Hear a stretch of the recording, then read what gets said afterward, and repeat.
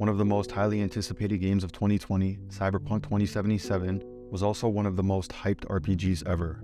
Even though Cyberpunk 2077 was set in a universe that couldn't have been more different from The Witcher's, much of its excitement was predicated on CD Projekt Red's fantastic reputation as a top-notch developer due to The Witcher 3.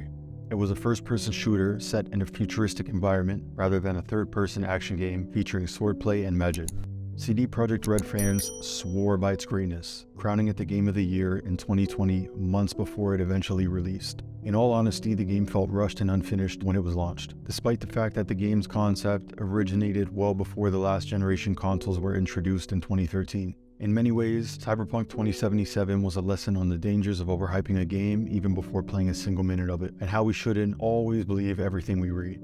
The game released, and as predicted, there were plenty of people complaining about the world's general emptiness and lack of a compelling story, not to mention a slew of technical difficulties that quickly turned the game into a meme generator.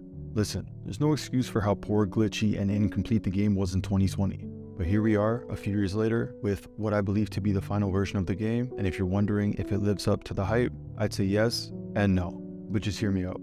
I've now played Cyberpunk for well over 100 hours. I've completed every mission, every gig, and collected nearly everything the game has to offer in terms of unique items. And as a result, I believe I can fairly rate the game. But this is just my own opinion and experience, so take it with a grain of salt.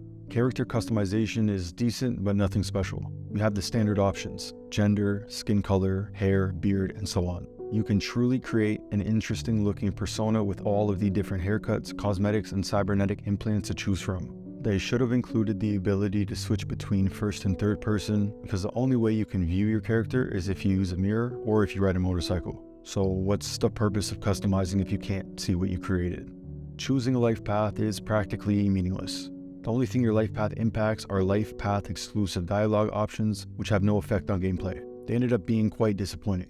You're not losing out on playing multiple life paths because you can essentially select your ending and just begin from a save and make another choice to view alternate results.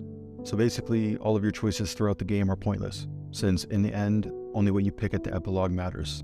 One of my major criticisms of the game is that V's backstory is forgettable. It's about 20 minutes long, and your entire introduction to Night City is just a montage. They could have crammed a couple more hours of character development and world building in, but instead you're swept away to Night City, instructed to care about certain things, and all of a sudden, for no apparent reason, you desire to become a living legend. It seems like you don't have a tale to tell, rather, a story is being forced upon you.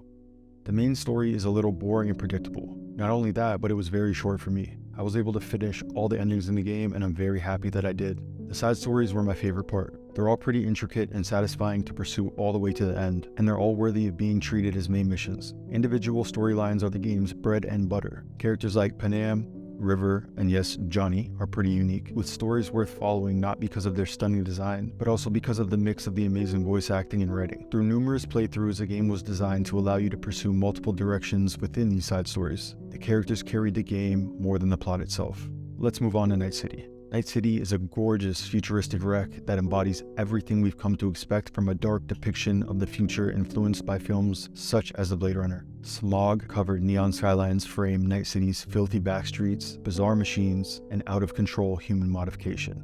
Although the city appears to be overcrowded, it still feels rather empty, as if there's nothing of substance there. It's actually really weird. Night City, on the other hand, is a visual masterpiece from CD Projekt Red. It's been one of the most intriguing gaming environments I've ever seen. While Night City is a setting that should be admired for its complexity and detail, Cyberpunk 2077's story falls short of its surroundings. It's a fantastic but very flawed game set in one of the most beautifully built cities ever made, and it's genuinely an experience I'll never forget. It's just really unfortunate that it's such a bugfest. It's far from a flawless game, but the good outweighs the negative for me. Having said all that, would I recommend this game? Yes, but not for full price. The game is good, but it's not $80 good. If you can buy it on sale, go for it. If not, then just wait. But that's all I got, and as always, thank you, I appreciate you, and I will see you guys in the next video.